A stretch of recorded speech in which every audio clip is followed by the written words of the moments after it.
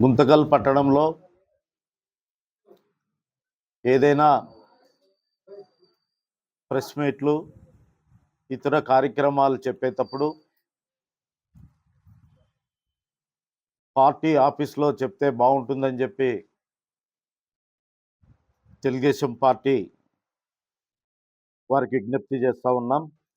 ఎందుకంటే ఎవరు పడితే వాళ్ళు ఎక్కడ పడితే అక్కడ ప్రెస్ మీట్లు అనడము, యూట్యూబ్ల ద్వారా చెప్పడము, వాట్సాప్ల ద్వారా చెప్పడము, వారి సొంత ఛానల్స్ ద్వారా చెప్పడం నుంచి ఎవరు ఏ పార్టీ వాళ్ళో తెలియకుండా పోతూ ఉంది. ఇప్పుడు మేము ప్రెస్ మీట్ పెట్టాం. వైఎస్ఆర్ పార్టీ ఎక్స్ఎమ్మెల్యే గారి క్యాంప్ ఆఫీస్లో సిపిఎం వాళ్ళు వాళ్ళ ఆఫీసులో పెడుతున్నారు, సిపిఐ వాళ్ళు వాళ్ళ ఆఫీసులో పెడుతున్నారు. కానీ టీడీపీ పార్టీ వాళ్ళు అందుకు వ్యతిరేకంగా ఎక్కడ పడితే అక్కడ మాట్లాడడం నుంచి కొంత మిస్యూజ్ అవుతుందని చెప్పి కూడా వారికి విజ్ఞప్తి చేస్తూ ఉన్నాం.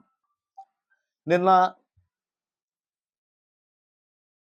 కొంతమంది టీడీపీ నాయకులు మాట్లాడుతూ డోన్ముక్కల ఏరియాలో ఫ్లాట్లు అన్యక్రాంతం వాళ్ళ పేర్లు చెప్పడం, దీన్ని తీవ్రంగా వ్యతిరేకిస్తూ ఉన్నాం.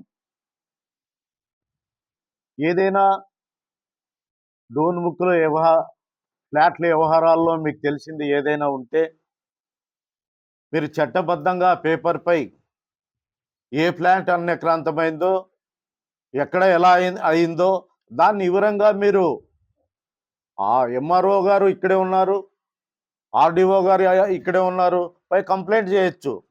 అలా కాకుండా వ్యక్తిగతంగా పేర్లు ఎత్తడము రాజ్యాంగంలో పక్కా ఇది విరుద్ధమని చెప్పి కూడా మీకు మనవి చేస్తూ ఉన్నాం. మీది ఏదన్నా ఉంది అనుకుంటే ఆ ఫ్లాట్ ఆ యజమానిని సంప్రదించండి. ఎవరిని అన్యాక్రాంతమైందో వాడి ద్వారా నువ్వు అక్కడ మూవ్ కావాల్సిందిగా వాళ్ళకి విజ్ఞప్తి చేస్తున్నాం.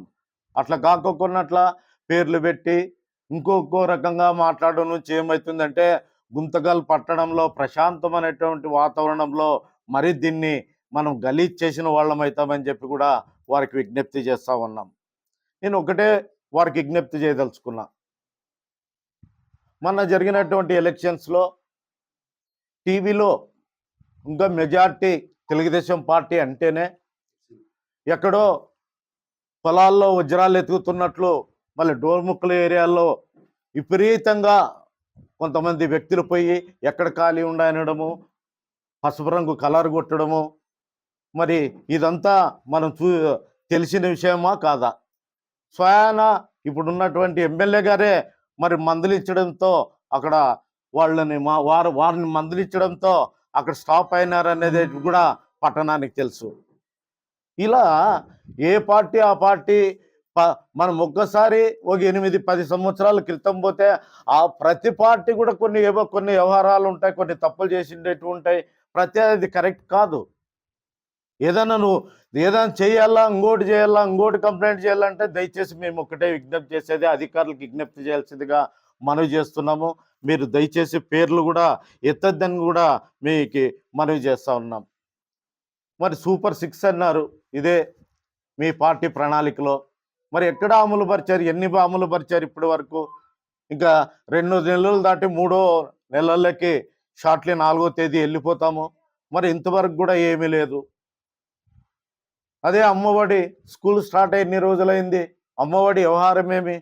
ఇంతవరకు దాని మీద కనీసము దిశానిర్దేశం ఫలానా డేట్ నుంచి నేను స్టార్ట్ చేస్తానని చెప్పి కూడా చెప్పటం లేదు. ఉచిత బస్సులు మహిళలకు ఎక్కడ ఎక్కిస్తూ ఉన్నారు? అలాగనే మహిళలకు 1500 అన్నారు. ఎలక్షన్ ముందేమో ఇంట్లో ఉండే ప్రతి మహిళకు 1500 చెప్పారు. ఇప్పుడు తీరా మొన్ననే పేపర్కి చూసింటారు, కండిషన్స్ పెట్టారు.